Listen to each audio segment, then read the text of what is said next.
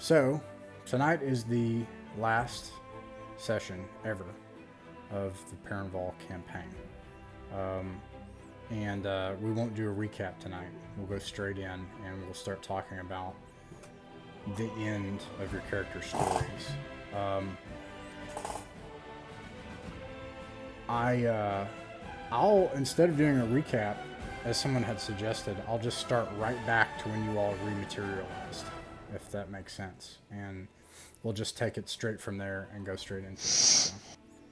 Um, so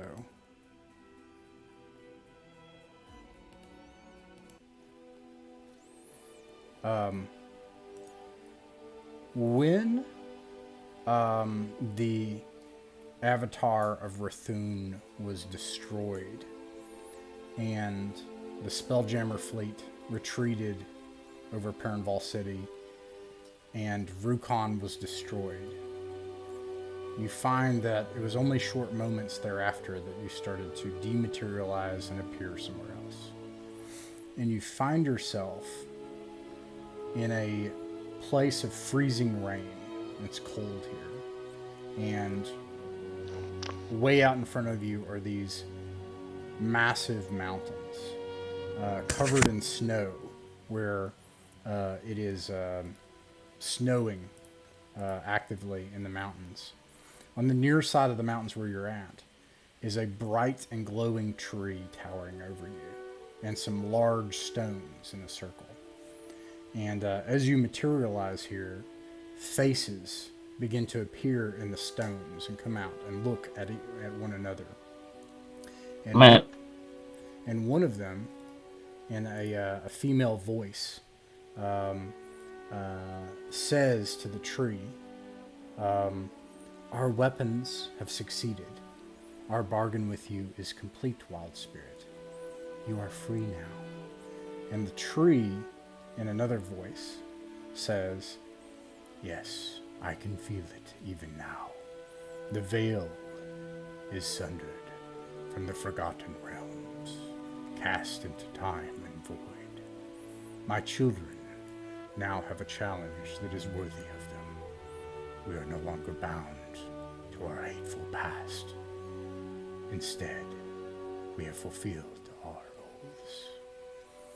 And you can see behind you that on the near side of the mountains in front of you, behind the forest and behind the stones, it looks like everything is beginning to fade and shimmer away. And another female voice, more upbeat, says, "You did well that you needed some of my help." And then another voice, which Kaber and Hayon and Katawan recognize, says, "The third sundering has passed. The realms are safe, though much has been lost." And then a voice, and the face itself is one that you recognize, Katawan, as when you summoned the physical manifestation and avatar of Tempest before the Council of Perenval. It is that helm with the face coming underneath, and it's coming out of the stone, and it says, "You fought with honor and greatness, and you would have earned a place at our side. We were as you are now, once." And then another female voice says, "The fruits of your labor are evident." And another female voice, the same as the first one, on another one of the stones, the first one to speak to the tree, it says, "Peace, harmony, and starlight. This was worth the sacrifices. Songs fill the night again." And then a voice, probably only Din, only Faith recognizes, says, and it's actually just the helm itself of the avatar of Helm, which you saw at Everwatch. It says, "No one must pass the gate of heaven again." And then the first female voice says,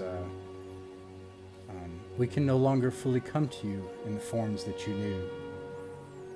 but the divine presence of Io is across all possible realities. And in that way, we can be with each other. And these sparks of divinity, they're in all people and in all places. We were once like you, heroes and people. And much like us, you can never return to Perenval again.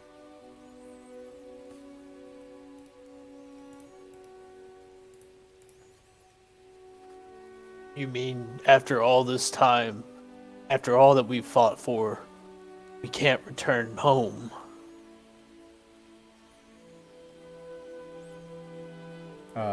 The upbeat female voice, it says, I know how you feel, because I was in that place once too. But if you return home, and it will always be home for you, and there's nothing that can change that or take that away, and then nothing can make that feel easier. But if you return there, people will fall down and worship you, and it will tear that place apart. And what you've done to sacrifice and defend it will be lost.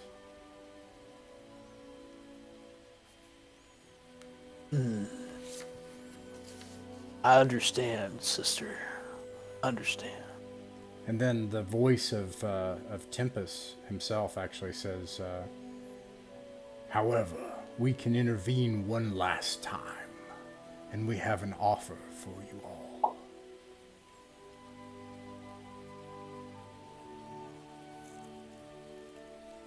Alright, hey guys, can you hear me? Yeah, hey Joe. You're a bit staticky, but... Yeah, got you guys on the Bluetooth so that I can hear you guys. So what's up? How's everything going? Pretty good. Yeah. What do you, yeah, anyways, so Tempest says, that they have an offer for each of you. But then, the voice of Helm speaks, and says, good and faithful daughter. Like in summons faith, basically. And she immediately goes ahead of everybody and kneels in front of the Helm of Helm. I provide you your choice now. You can leave this world and take your place at your final destiny at my side as my Archon. Or I know that your heart, still a part of it, is in this land. If you stay here, you cannot leave until your heart is cleansed of that desire. I can send you back to Dameron.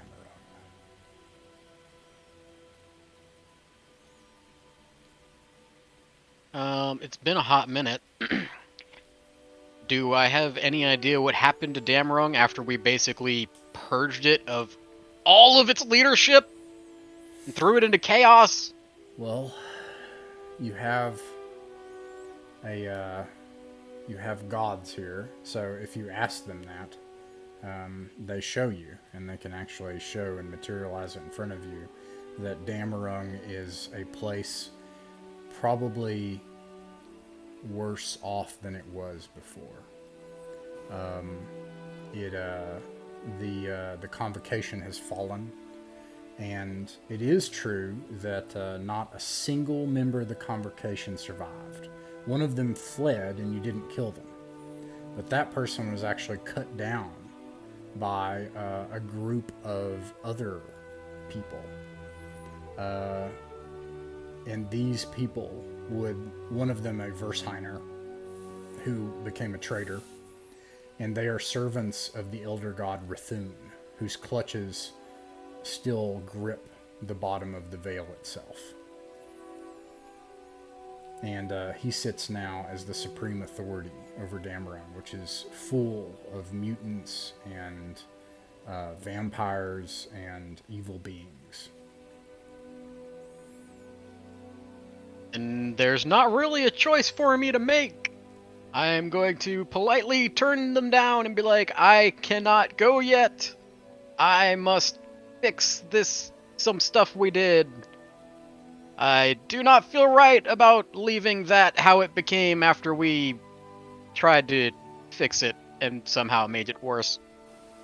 So I must stay until I've resolved this problem and set things on a more peaceful course for the innocents. Very well. Then, when you are ready to depart, I can send you back to Dameron in your full power to bring my vengeance upon them. Hey, thank you! And then I, bow my head, nah, screw that. I full on prostrate myself. Yeah, and do you leave right away, or what do you do?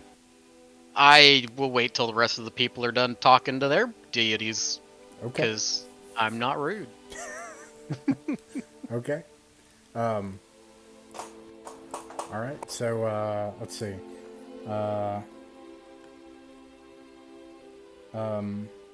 The female voice says, Caber, once called Furfellow, also Oberskier.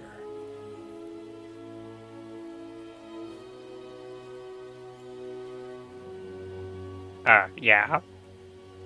We can send you home to your father if you wish.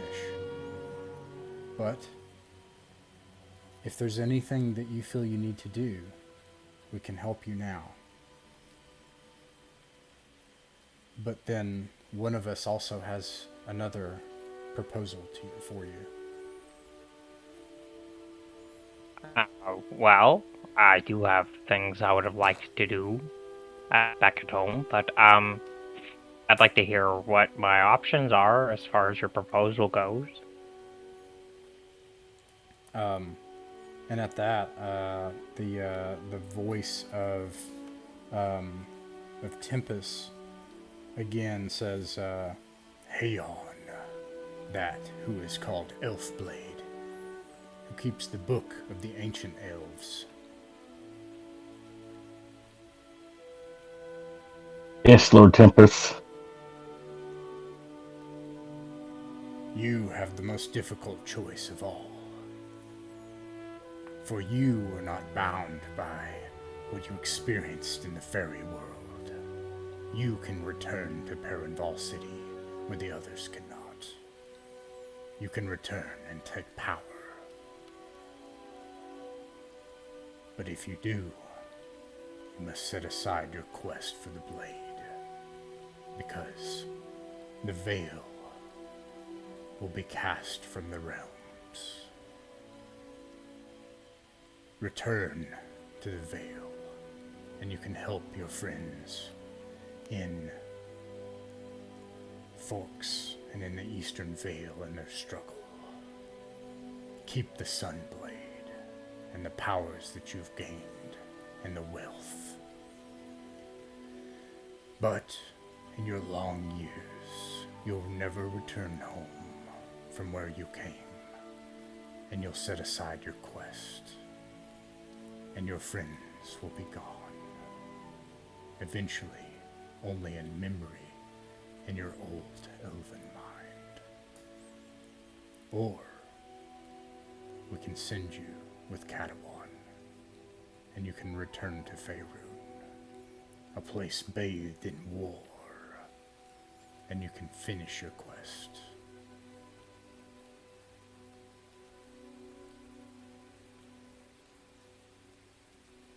You weren't lying about that being a difficult choice. And while you mull that, he says, My good servant Catawan, brother in arms, heart of my heart, What is it that you wish of your dire heart, Lord Tempest? Your service here is done. You have been forged into my knight. Now, you can bring war to Faerun and the Dark Lady, and push them back into the abyss from where they came.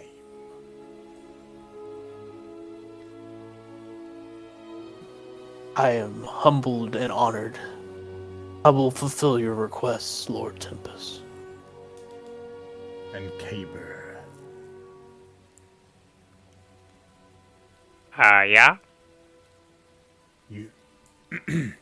we can send you to your father if you wish.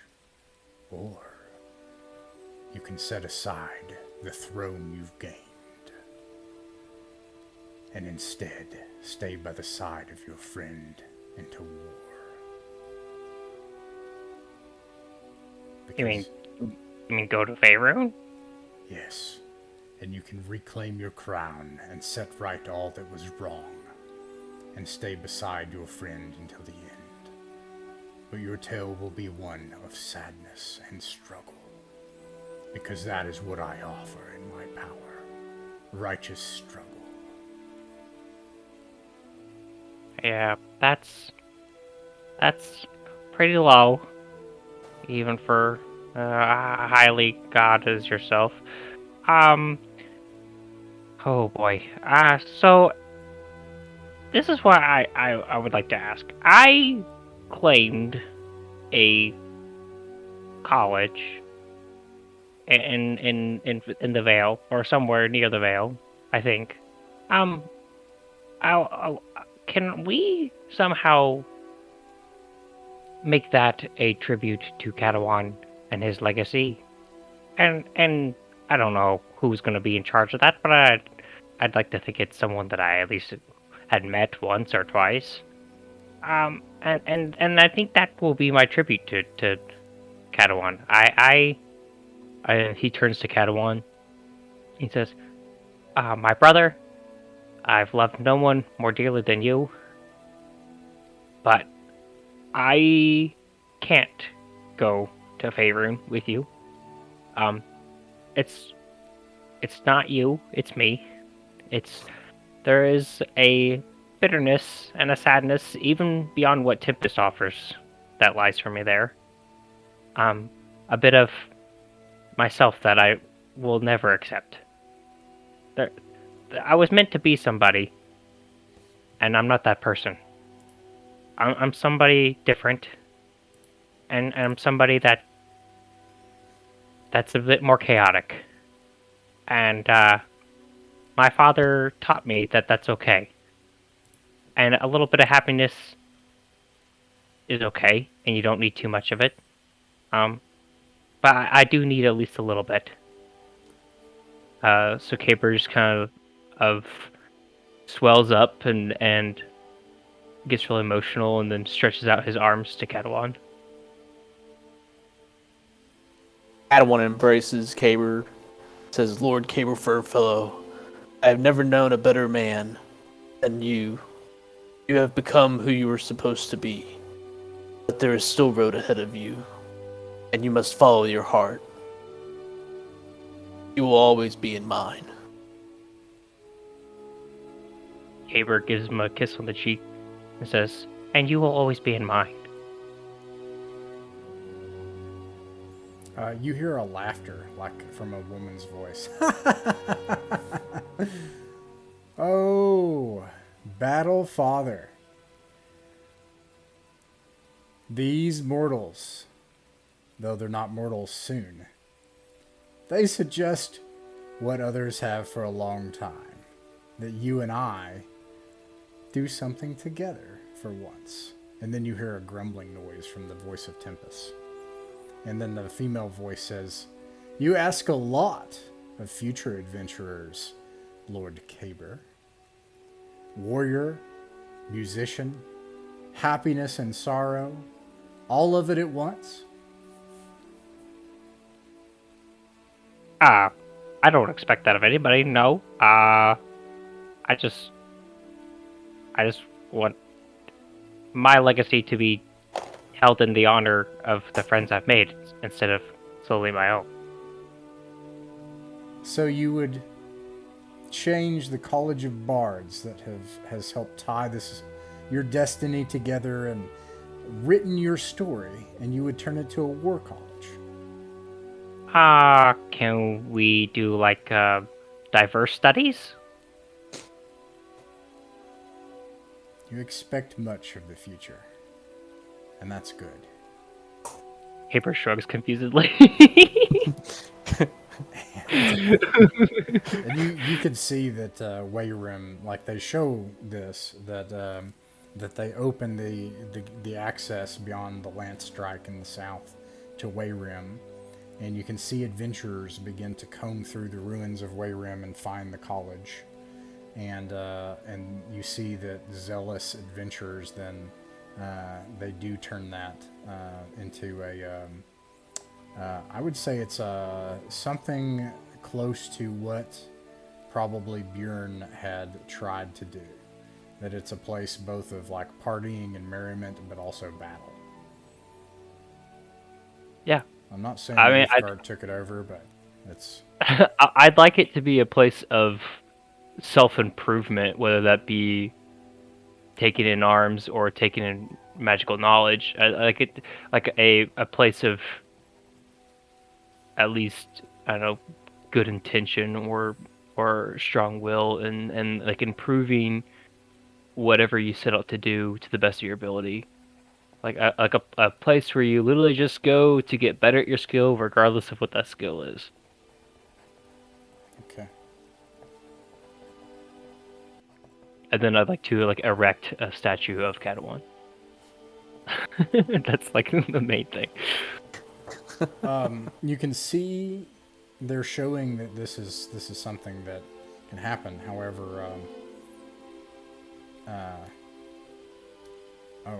Katawan, didn't you want something too? Yeah, but I don't think it's gonna happen because Haon, he isn't going back to Perenval, is he? But someone might. Okay. We haven't gotten to that person yet, have we? The female voice says, money does help these things. And she laughs again. And anyways... I sell the tavern, if it still Oof. exists. Yeah. Okay. You sell the... Well, how would that even work? It works. That's fine. You can see that this is happening. They're showing you that in the future that the College of Lore can be a place where you learn both battle and music, or skills and tradecraft and everything. And that there is a statue of the former Direhar that inspired the creed by which Perenvalians live to this day.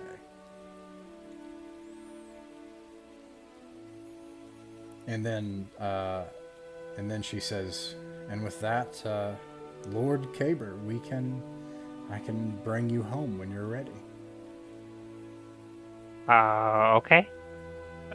Caber just takes one more look around at his friends, steps up to Haon, and he does a thing where he looks like he's about to draw his rapier,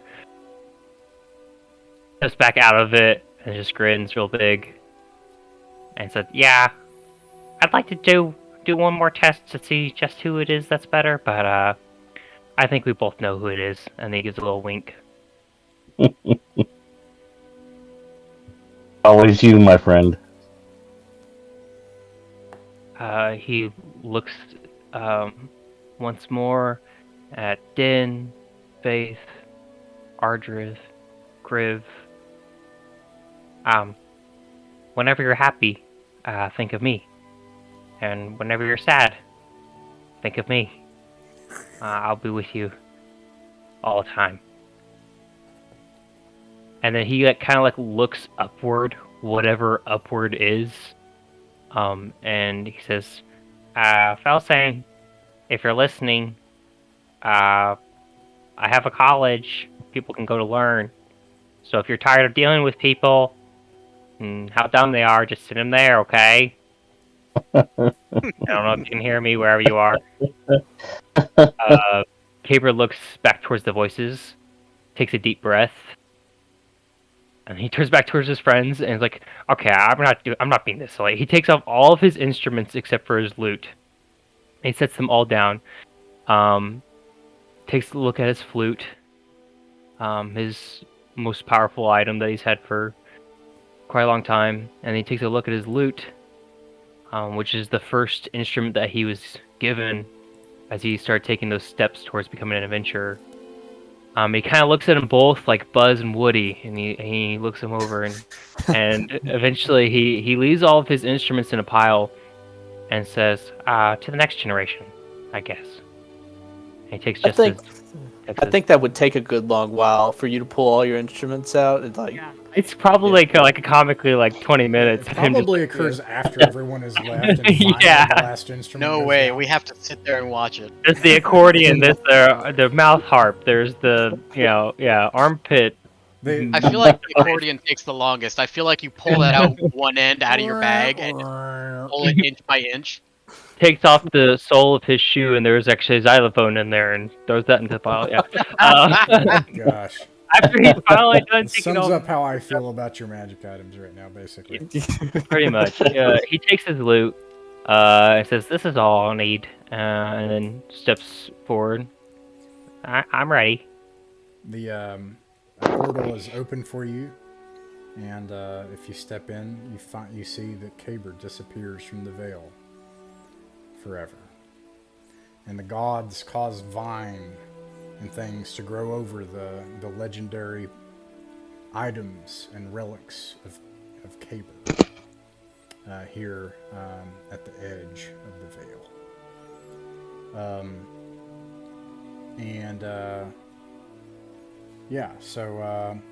And then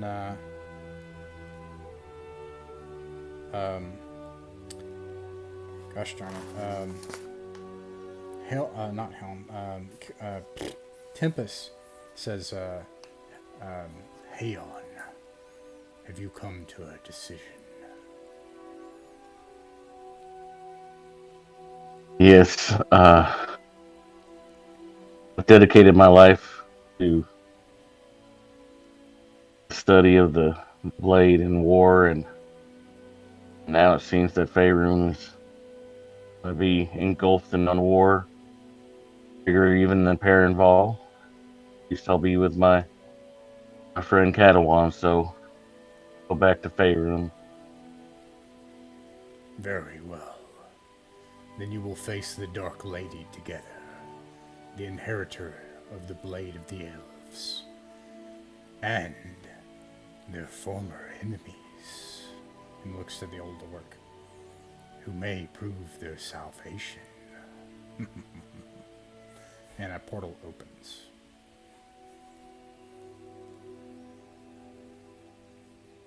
well, brother Hayon, I guess this is it. You ready? I clap him on the shoulder and I say, "Let's go, my friend." And through a blood-red portal, you see Haon, the Elf Blade, and the Dire Harkatawan disappear from the veil forever. And then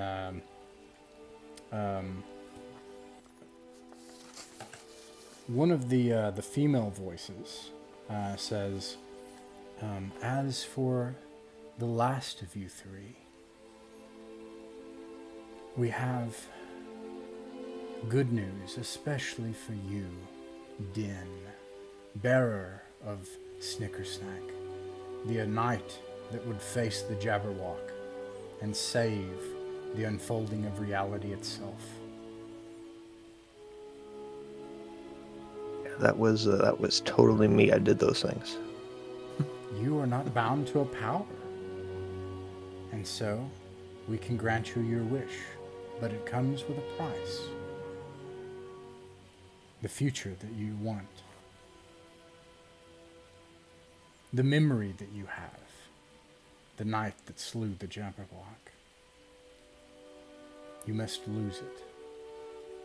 You can never know the past that you had and your place in existence as a greater whole, but you will dream of it at night for the rest of your days.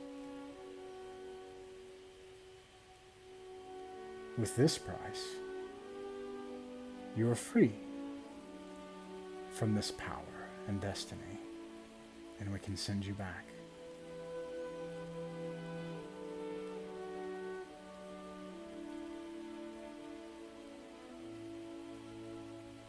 Do I have any other options, or is that the only path I got? Remain a power, a godling as you grow, independent of any other power. One of us can help guide you. You can become one of our archons, or find your own way as a power, alone in the multiverse. As a power, you know, you'll never be welcome again among planeswalkers, the Sigil, the Planeswalkers Guild, and you'll never be able to return to the life you had.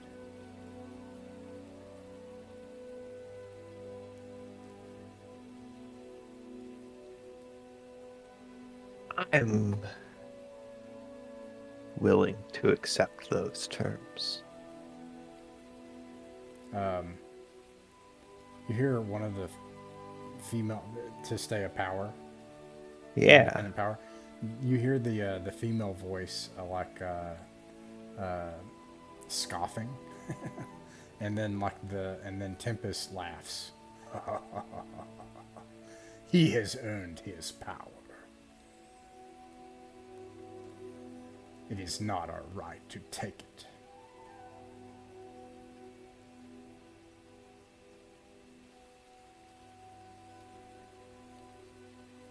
If that is so, then as the veil dematerializes, you will be cast into the astral plane. From there, you can decide where to go and what to do as a new god. I've got quite a list. Don't you worry about me. Very well. And then she turns lastly to Ardrith and Kriv, and she says, as for you two, you were never even meant to be here.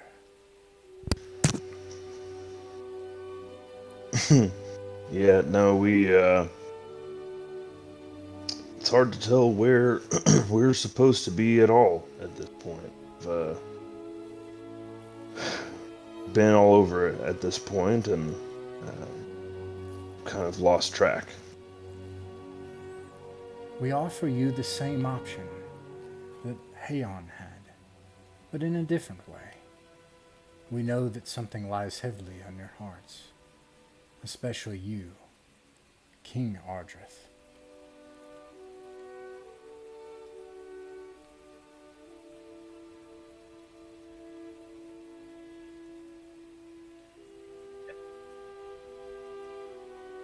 Oh yeah, you can't talk. Sorry. She says, the one you loved, Meltetraneth, she is gone. But your daughter is not. You carry a burden in both of your hearts.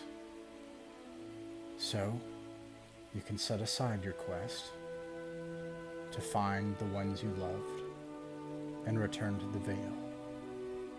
The responsibilities that you've taken on, and finish your days, the general of the armies of Perenval and its king,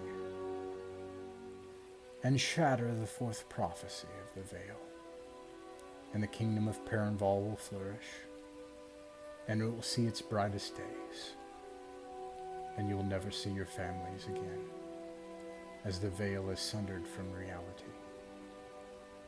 And you'll carry this thing in your heart until the end of your days. Or set it aside, and it comes also at a price The kingdom will not know what happened to its king. Its prophecy will be fulfilled. It will lose its greatest general and warrior. But you were not meant to be here. The dragon god Bahamut intervened in ways that we didn't expect before he died in the last sundering. And so, you can leave the Vale, and we can send you into the multiverse, and 2 of us will watch over you. For we have no power left here in the Vale. But you must set aside any memory you had of this place.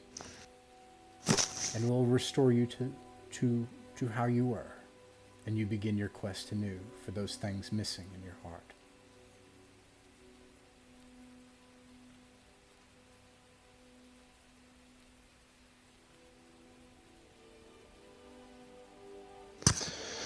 For Kriv, I guess just a question out of character.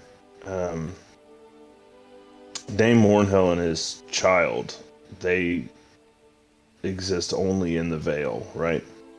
No. And this is a little complicated because without going into implications of this that don't exactly line up, Kriv's wife and child are in Prismere, which is in the Feywild. So Prismere can connect to the Vale, but they are saying that it won't for you. You'll never find them if you stay in the Vale.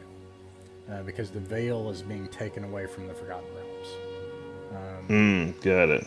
So you can either stay in the Vale and maintain your power in the kingdom and see the kingdom through to the end of your days and the kingdom will flourish, or let the kingdom go, leave the Vale, and start over. And they'll start you over and they'll take away your memory of these times. But they will guide you on your quest to find your wife and child and Ardrith's child. Gotcha. Okay. That's what I thought. All right. Well, it's tough because Ardrith can't speak really right now, but I'm here. Can you guys hear me now? Yeah, I can hear you. yeah, a little bit. So Kriv, Yeah, I live in the house. Kriv,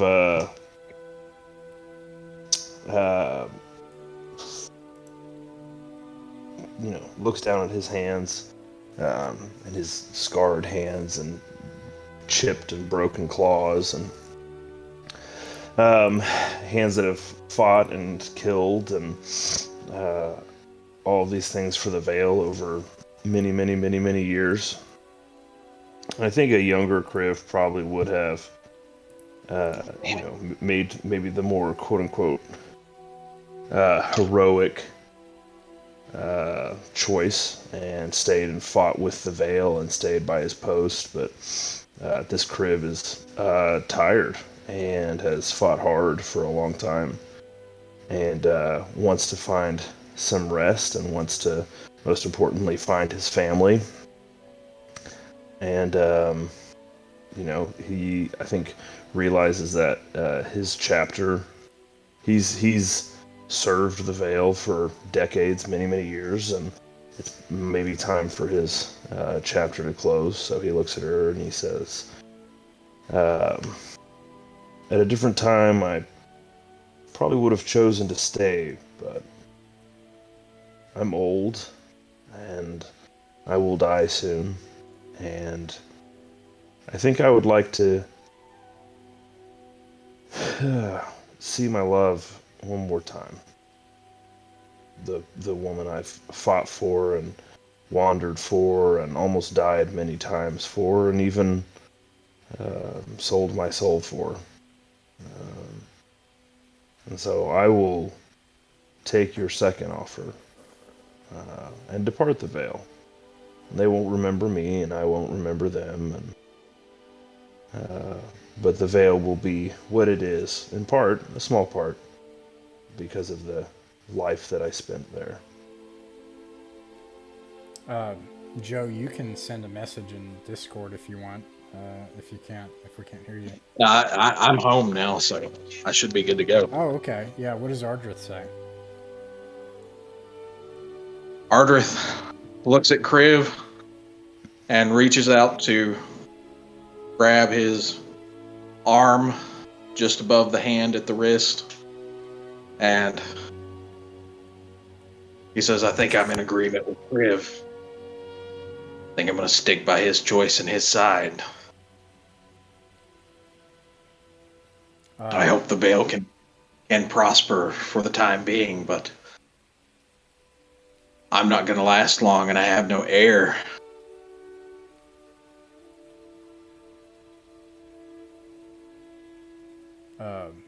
Tempest speaks again and he says, we were once in this position ourselves.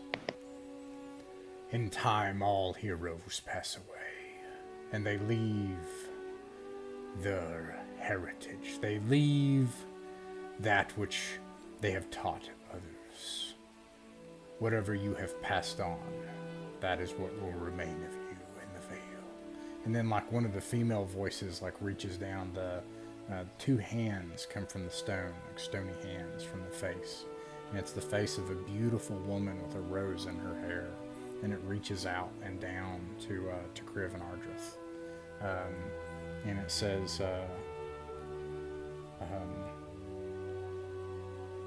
these hearts of dragons, they can't see it, but you're beautiful and true and worthy. And then like a portal opens underneath her in the stone.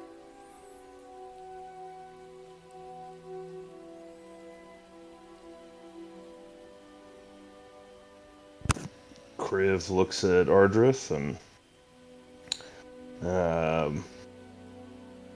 slaps him on the back a little too hard for the old man that Ardrith has become, and then begins walking through. All right. And so We're gonna walk through hand in hand, man. We're holding hands? Yes. Old man doesn't know what to think or how to feel, so he's like, all right, I gotta get Kriv's big ass paw. Yeah, you pass into this like twilight of bright light underneath this like stony, beautiful woman's face as it like encompasses you in bright light. And so it is that King Ardrith I and General Kriv Dilmarev pass from the Vale forever. And we'll start with a new god, which has been cast across time and space, and you float. You float out there among the ruins of the staircase. You can see in the distance that former life that you had then. And what do? You are full of power, the power to create and destroy and influence and communicate, and all sorts of motive ability and impetus that you never knew before. And it grows increasingly. Well, that's lovely. Well, I, of course, must look for a door. The nearest portal. The nearest portal. I want to look for places that I've never seen or been to before, and I want to look for people who are looking for places they've never been to or seen before. You want to go to the nearest portal. This is what happens when you make somebody a god. Let's see here. Roll. Goodness me, roll. You'll need to roll a d7. No, roll a d8.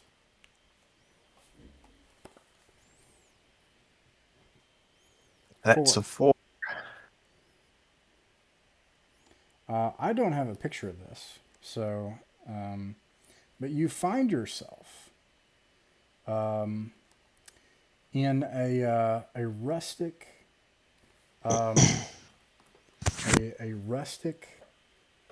the player would know as medieval kind of world. and it is one that you can reshape and remake to your desire.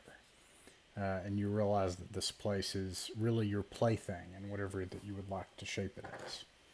I can also...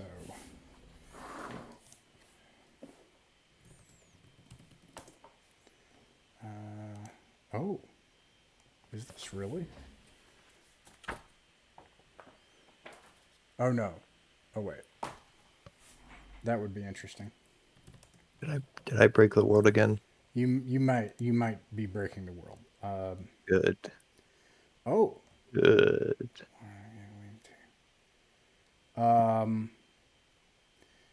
And the place is wild and surrounded by jungle, and there are all these crazy animals and dinosaurs and stuff outside of it, and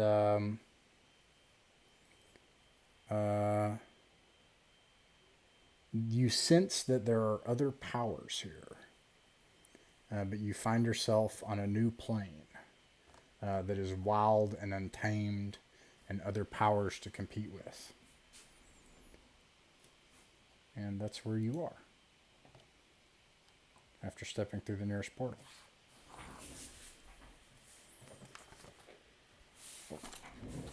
And Faith. Blah blah. Can you guys hear me? Yep. Yeah. Yes.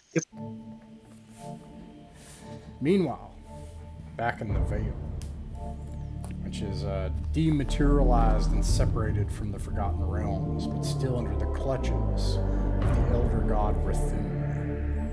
A bright light is seen in the sky over the dark city of Damru, as the Angel of Vengeance has returned to finish its duties. And you see a place with screaming nightmares and packs of werewolves and beasts and mutants and gangs of such, and an aristocracy of vampires that rule an inner cobble there within the sky-hallowed towers. And at their seat is enthroned a being of great power that would rival your own angelic powers, except one of darkness, and a blade of icy red black evil that seeps down into the earth to the Elder God Rathun as his last remaining thrust of will into this world. Yes, I definitely need to return here and resolve this. I think you just freaking show up like the Terminator, like like electricity around you and stuff, and you spread your wings out. Probably people nearby are terrified, and it remains to be seen how you try to resolve this, which is a tale for another time. Yes, it is. And meanwhile, Haon and Katawan, you step through a blood-red portal into a scene of chaos, as an entire world is on fire. Whole armies of demons and demi-humans and orcs and goblins and trolls and giants and humans and elves are all at war with one another. And it doesn't take long to discover that the last refuge of the alliance of elves and halflings and dwarves and humans and orcs is the elven island of Evermeet, which is the last place in the eastern part of this world of Toril that has not fallen under the power of the Queen of Chaos, Tiamat. And now it is your duty to try to reverse this.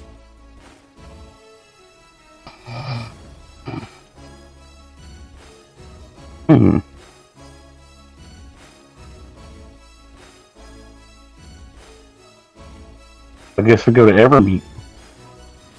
Looks like our work's cut out for us, huh, Hayon? Yeah, it's like when we first came to Perenval. Well, let's get to it. We could fix this plane like we did the last one. In the domain of delight of revelry, Caber, you enter the portal and you see a place of a much more mellow and subdued and gentle joy, as your father is playing his own instrument. You can see him nearby in a stream.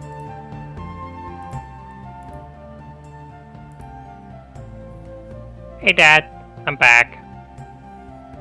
He throws his instrument aside and flies towards you and embraces you. Are you ready to retire yet, or we still got a few more years? I think there might be a few more years, but we have a lot of catching up to do. Come on! And then he tries to dance off with you. For you. Before he does, let's say, Dad, you know how in the Vale, the place where I've spent most of my mortality, you know how there was a bunch of Feywilds that were a part of it, and trees of Fey descent. Yeah, the Feywild weaved its way into the end and start of all time, mortal time. But time doesn't work really here in the Feywild. Why? I just wanted to know if there was some way where we could contact them and cheer people up who get lost there.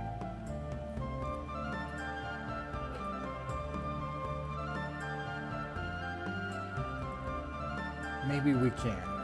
Maybe we can find out together. Okay, come on. I'll race you. And then he immediately trips. Yeah, he runs on and runs past you. And then he's like, I win. No competition whatsoever.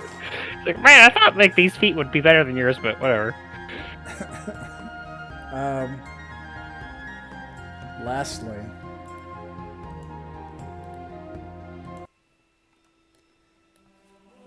meanwhile, in the kingdom of Perenval,